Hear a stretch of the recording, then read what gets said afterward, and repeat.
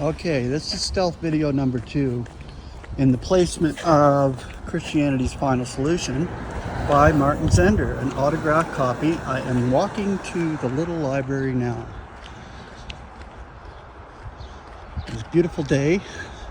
Take a little stroll down the street and place this book. I thought I'd come across another one eventually. They put them out during the summer. I don't know, I don't think they're out here all year round, but that looks like a pretty big post, so maybe they are. And this is just a plain one. Let's open it up and see what's in here.